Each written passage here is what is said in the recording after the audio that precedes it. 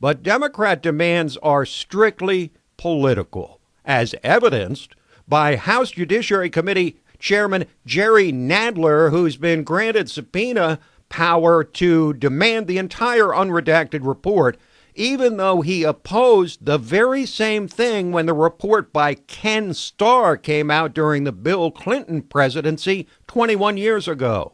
Much of this material is Federal Rule 6E material, that is material that by law, unless contravened by vote of the House, must be kept secret.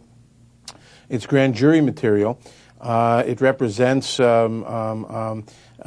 statements which may or may not be true by various witnesses, salacious material, all kinds of material that it would be unfair to release. Somebody is going to have to go over this material, determine what is fit for release and what is, as a matter of decency and protecting people's privacy rights, people who may be totally innocent, third parties, what must not be released at all. Which is exactly what Attorney General William Barr is doing right now.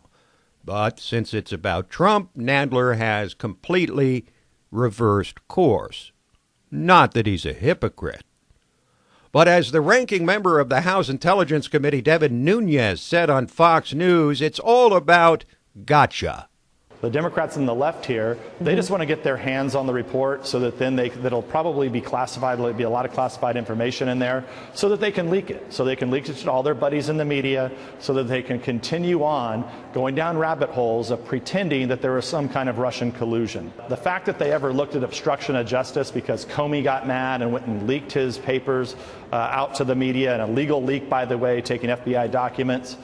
Just because that happened, when there was no crime to begin with, how are you going to go after obstruction of justice? It's pretty silly. And Donald Trump Jr. added that the elite media carries on with the Russiagate narrative and the Mueller report because they've become dependent on the scandal.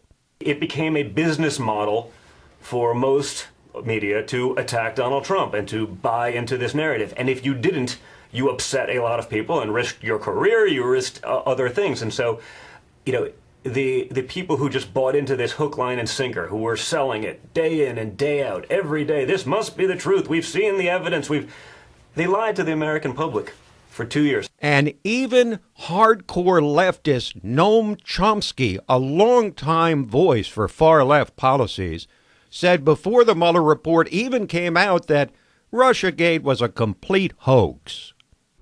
I think it's so farcical that I barely even read the reports. It's a joke. I mean, if there was any interference by the Russians, it's essentially undetectable.